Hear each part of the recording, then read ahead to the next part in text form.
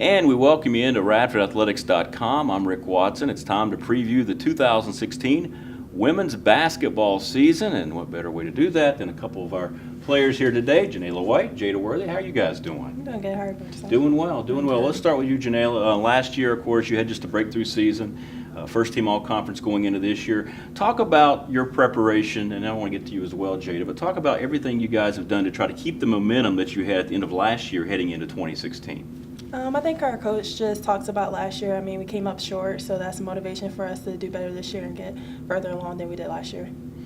How about you, Jada? I know the chemistry on this team is very strong. You are a close-knit group, aren't you?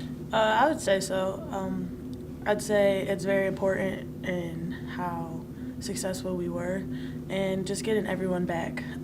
We had some injuries last year, and so having all our guards back and everyone back is going to be really important and key. And of course, last year you had so many kids go down early in the season due to injuries. This year that's not the case. That's been pretty good so far. Janayla, talk about that and how much of a difference does that make to have everybody together? Well, our strength and conditioning coach and our head coach came together and they did a new game plan for us so we could limit ourselves and we could be good and strong for the season.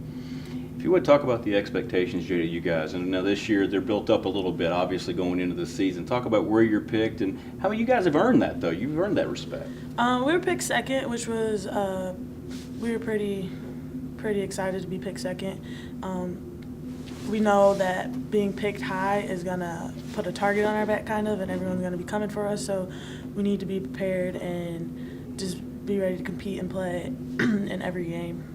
How about you, Janayla? You had to kind of adjust your game because a lot of times you're the focal point of another team's scouting report. Well, my teammates make it easier for me because we have very good teammates and players on our team. So most of the time, I'm not always the focus as my other teammates. I mean, now that we have Claudia, Brittany, Jen back, they're going to be more of a focus point. Let's talk about the schedule you guys are playing to get ready for the conference. A very tough non-conference schedule, Jada. I'm really excited for the schedule.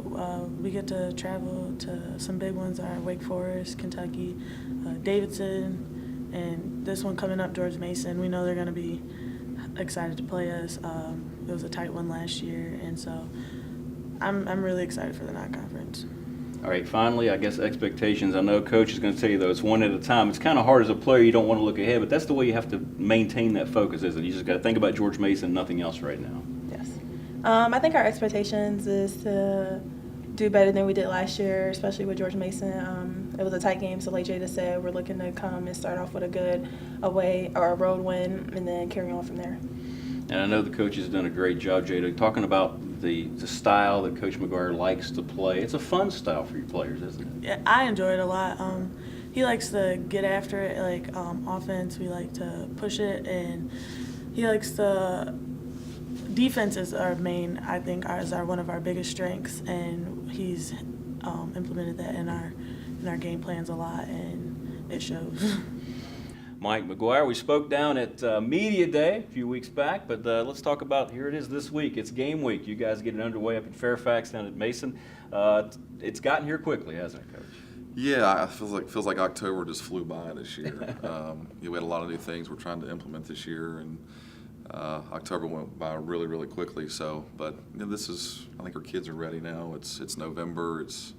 We're in game prep week now, so it is time. It's time to put together everything that you've done since last April for a veteran, or the summer school for a freshman. So, I'm excited for this team. I'm excited for this season. I really like this group a lot. We have great kids. They work hard, and they've had a great attitude since the summer. So, I'm looking forward to this journey with this team. Well, speaking of last year, and I can't say enough how much respect I have for the way you and your staff handle that, and the players. I've never seen a situation like that. You said in all your years of coaching, you've never dealt with all the injuries that you had to, but yet somehow your team went out there on the floor every night, maintained their focus, and you were able to have some terrific performances. Yeah, it got to a point where we were just really concerned about the overall mentality of the team. Yeah. There's so many mental and emotional aspects of that season that were very, very challenging. But it just seemed like game after game or week after week where we were full strength as best we can be, or we had another setback. The young ladies just had each other's backs. I think we built some camaraderie with that. I think we built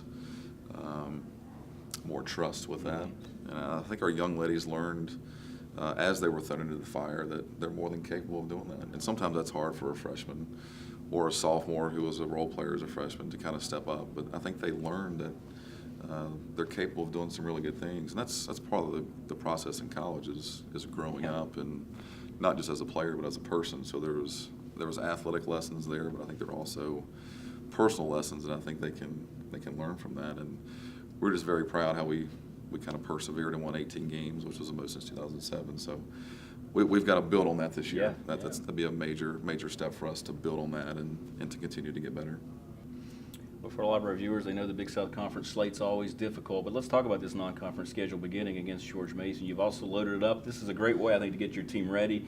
You have Virginia Tech, obviously, across town, but this Kentucky game coming up. Talk about the schedule and how you try to plan your team to get ready for the Big South. Yeah, we always want the non-conference schedule to be challenging for us, and you always want to make sure you're playing different styles of play.